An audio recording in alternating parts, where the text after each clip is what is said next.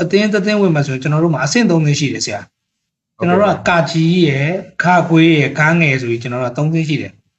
ကာကြီးကြတော့ကျွန်တော်တို့ international ပေါ့ဆရာထိုင်းမှာသွားရအောင်မလားအခုကျွန်တော်တို့ MOU ထိုးထားတာမလေးရှားမှာသွားရအောင်မလားအယောင်းဝယ်လုပ်မယ်ဟဲ့ဆိုရင်သူတို့ရဲ့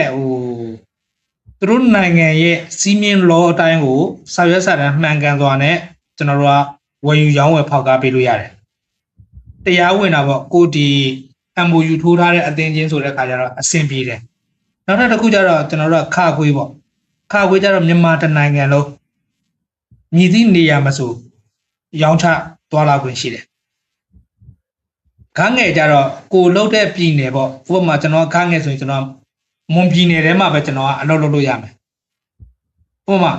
မွန်ပြည်နယ်မှာ10မျိုးနယ်ရှိရင်အဲ့10မျိုးနယ်တွေရဲ့ဟာပဲကျွန်တော်ရအောင်ကျန်တဲ့ပြည်နယ်နဲ့တိုင်းကိုကျွန်တော်ကျူးပြီးသွားကြအောင်လို့မရအောင်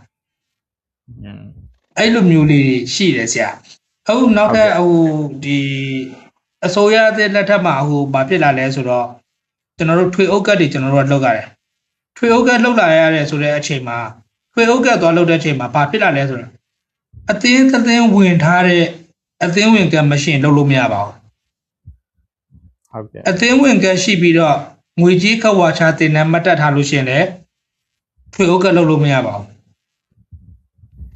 အဖြစ်လို့ဆိုအခုကျွန်တော်တို့ပြည်နယ်နဲ့တိုင်းတော်တော်များများမှာအိမ်ချမ်းမြေကိုထွေအုပ်နဲ့ပူးပေါင်းပြီးတော့လှုပ်ဆောင်မှာဖြစ်တဲ့အတွက်ကြောင့်မို့ကျွန်တော်တို့ကအဓိကသည်ထွေအုပ်ဖြစ်တယ်အဲ့တော့ကျွန်တော်တို့ကအိမ်ချမ်းမြေကိုလှုပ်တော့မယ်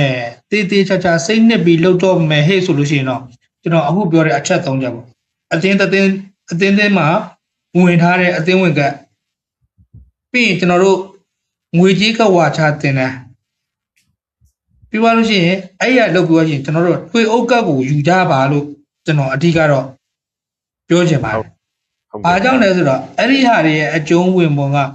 ကျွန်တော်တို့ကအသင်းဝင်ပြီးဟေ့ဆိုရှင်ကျွန်တော်တို့ရဲ့အနောက် background ကအလိုနေ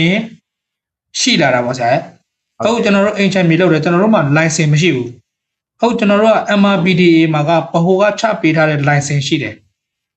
license ရှိတဲ့အတွက်ကြောင့်မလို့ကိုယ်အိမ်မှာပဲဖြစ်ဖြစ်ကိုယ်ဆိုင်မှာပဲဖြစ်ဖြစ်ကိုယ်ရုံးခန်းမှာပဲဖြစ်ဖြစ် MRPDA တစ်စိတ်ရဲ့ MRPDA license နာမည်ရဲ့ပြီးတော့ရှင်ကိုကြိုက်တဲ့ကိုယ့်ရဲ့ဥပမာကျွန်တော် on family real estate ဆိုပြီးတရားဝင်တင်ပြီးကျွန်တော်တို့ site book တင်ပြီးတော့အလုပ်လုပ်ပိုင်ခွင့်ရှိတယ်